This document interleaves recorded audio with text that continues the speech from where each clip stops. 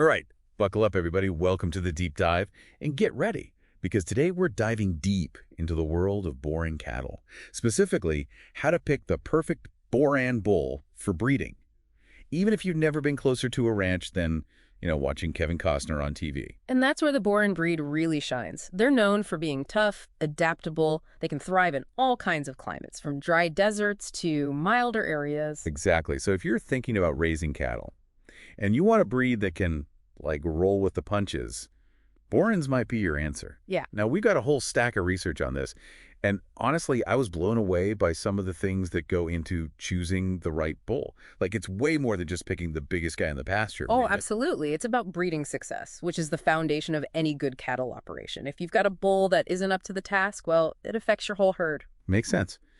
So let's start with something that seems obvious but is super important. I'm talking about libido, because, well, we are talking about breeding here. Right, a bull has got to be interested. Exactly. So how important is that, scientifically speaking? Libido, a bull's sexual drive, is absolutely crucial. You need a bull that's active, engaged when it's breeding season. Low libido means missed opportunities, which means fewer calves.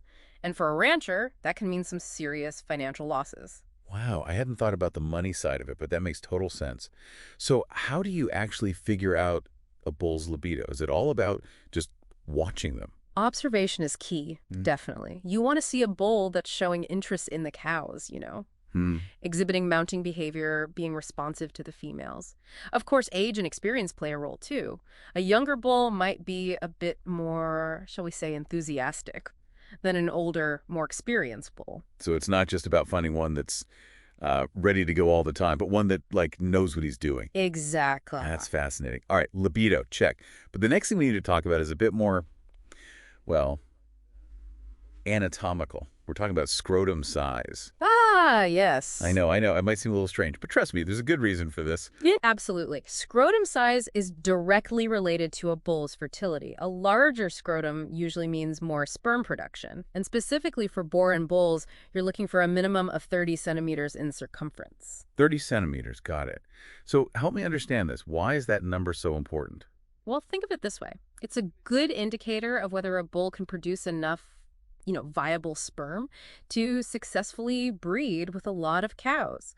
A bull's job is to create as many healthy calves as possible.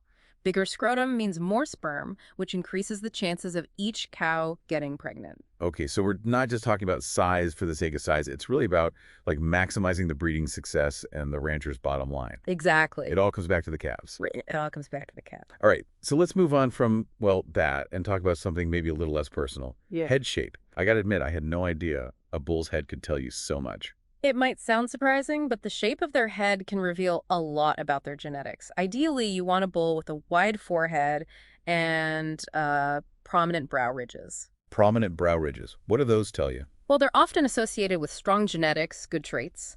A wide forehead can indicate a larger brain capacity, which some think means higher intelligence. And those brow ridges, a sign of, robustness, masculinity, traits that often go hand in hand with good health. So a well-shaped head can give you clues about the bull's overall health, maybe even intelligence. That's wild. Okay, next up, something else I was surprised to learn about. Pigmentation. I never thought about a bull's skin or eye color being a big deal, but apparently it is. Especially with Borans, which evolved in sunny climates. Darker pigmentation in the skin and eyes is like a natural sunblock. It protects them from those harmful UV rays, prevents sunburn, and it can even lower the risk of eye conditions like cancer eye, which can be a big problem in lighter-skinned animals. Cancer eye, that's a thing. Yeah, it's a type of tumor that develops in the eye. And it's more common in animals with less pigmentation, so that darker color acts like a natural sunscreen for those sensitive areas. Wow, so it's not just about looks, it's a real health advantage, especially in sunny places. All right, we've covered the head, but now let's move on to something that's literally the foundation of a good bull, his feet. Absolutely. A bull's feet are like the foundation of a house. If they're not strong and healthy, the whole structure is compromised. Exactly, it's got to be built on solid ground. Mm-hmm. So what are we looking for when we're checking out a bull's hooves? Well, first you want those hooves to be well-shaped, symmetrical. You don't want to see cracks or deformities or signs of infection, anything like that. And just as important as that visual check is something called the mobility test. Mobility test, what's that? Basically, you watch the bull walk and see how he moves. So what are we looking for there? Any signs of lameness, discomfort? Does he favor one leg? Does he seem stiff or hesitant? A bull with good feet, he'll walk smoothly, confidently, even wait on all four legs. Got it, so no limping allowed. We want a bull that's, like, sound and sure-footed. All right, makes sense. Now, zooming out from the feet a bit, let's talk about the bull's overall body structure. What makes for a well-built Boran? When it comes to body structure, you've got two key things to consider: width and depth. Width and depth, okay, break those down for me. So width, especially in the chest and shoulders, that's super important for muscle development and weight gain, of course. Remember, we're talking beef production here, so putting on weight efficiently is key. A wider frame, it just gives more space for those muscles to grow. So a wider bull, more potential beef, is that what you're saying? That's the idea. And then depth, that refers to how deep the chest and rib cage are. A deep chest means more room for internal organs, which is good for health and efficiency overall. So I'm picturing it like this. Width is for muscle, depth is for, like, the inner workings, making sure everything runs smoothly. It's all about building a powerful, productive animal. Okay, speaking of muscles, let's get into that a little more. I mean, we're raising these guys for beef, so muscle development's got to be pretty important, right? Oh, absolutely essential. When you're looking at a bull's muscles, pay attention to the shoulders, the forequarters, and the hips, the hindquarters. You want to see well-defined muscles in both areas. Well-defined. So what are we looking for specifically? You want those muscles to be bulging, not hidden under a layer of fat. The bull should look balanced, not too much fat covering up that muscle. Got it. So muscular, but not like chubby. Right. We want that lean, quality beef. Lean, mean beef machine. Okay, we've talked a lot about the physical stuff, Yeah. but there's something else that's often overlooked, but super important. Temperament. Ah, yes. Temperament. It's often underestimated, but it can have a huge impact on how safe and efficient your whole operation is. You definitely don't want a bull that's aggressive or dangerous to be around. Nope, a bull with a bad attitude, that's a whole other problem. Yeah. So what's the ideal temperament for a breeding bull? You want one that's calm, but assertive when he needs to be, confident, but not overly aggressive. One way to figure this out is with handling tests. Handling test, I've heard of those, but what are they exactly? You're basically seeing how the bull reacts to people. You might lead him through a chute, separate him from the herd, or even just approach him in the pasture. You want a bull that's easy to handle, doesn't get aggressive, responds well to commands. So it's about finding that balance. Confident but not a jerk, easygoing but not a pushover. Exactly. All right, we've covered a lot of what we can see on the outside, but what about the stuff we can't see? Like genetics, overall health. Those are super important too. Think of it this way. You can have the most impressive looking bull in the world, but if his genes are bad or he's got health problems, his potential as a breeder is limited. So looks aren't everything. Definitely. You got to look under the hood, so to speak. So how do we go about figuring out a bull's genetic background? Is it all about pedigree? Pedigree is definitely important, yeah. You want to look at the bull's lineage, his parents, grandparents, even offspring if you can. It gives you an idea of what traits he might pass down. So like a family tree for bulls. Exactly. And nowadays, with genetic testing, we can go even deeper than just looking at the family tree. There are DNA tests now that can tell you about a bull's potential for things like disease resistance, meat quality, even temperament. Wow, that's amazing. It's like predicting the future of his calves. In a way, yeah. And along with genetics, you got to think about overall health, too. Before you buy a bull, get him checked out by a vet. It's crucial. Look at his vaccination records. Make sure he's been tested for any diseases that are common in your area. So it's like a pre-purchase inspection, but for a bull. Exactly. You don't want any surprises. You're making a big investment, got to be sure. Right. And one last thing to remember. Even if a bull's got all the right looks, great genes, clean bill of health, you still got to think about how well he'll adapt to your environment. That's a great point. Just because a bull does well in one place doesn't mean he'll thrive somewhere else. Exactly. Think about your climate, your pasture conditions, even the types of diseases and parasites you've got in your area. Will this bull be able to handle all that?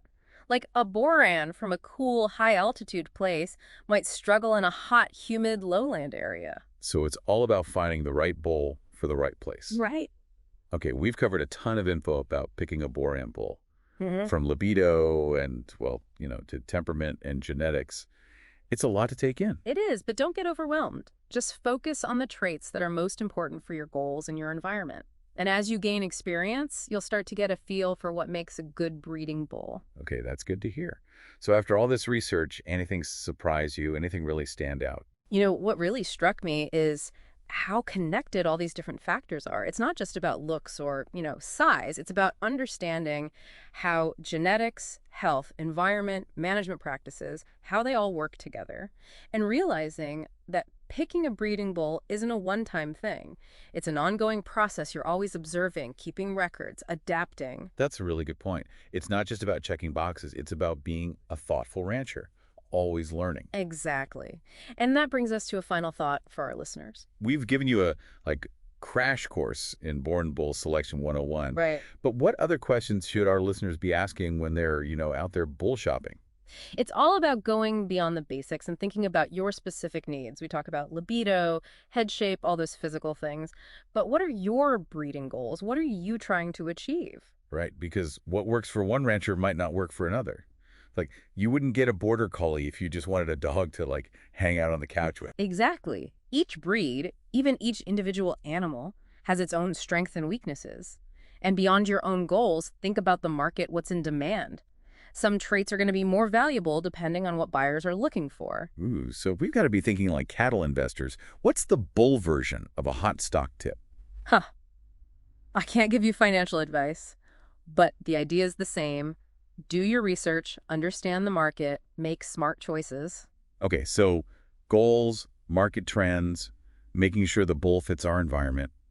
What else should be on the checklist? Something that might seem obvious, but it's worth repeating. The breeder's reputation. Are they known for producing high-quality animals? Do they have ethical practices? You don't want to support someone who's cutting corners. It's like checking online reviews before you buy something, but for a living, breathing animal. Makes sense. And finally, never stop learning. Cattle breeding is always evolving. There's always new research, new challenges. So stay curious. Don't just buy a bull and call it a day. Keep reading, asking questions, really understanding what it takes to raise healthy cattle. Couldn't have said it better myself. This deep dive was just the beginning. There's a whole world of knowledge out there. So to all our listeners, whether you're seasoned ranchers or just starting out, we hope this has given you a solid foundation in, Boran bull selection. Now go forth and choose wisely. Your herd depends on it. And hey, if you ever find yourself face-to-face with a particularly impressive Boran, send us a picture. We love a good success story. Until next time, happy ranching.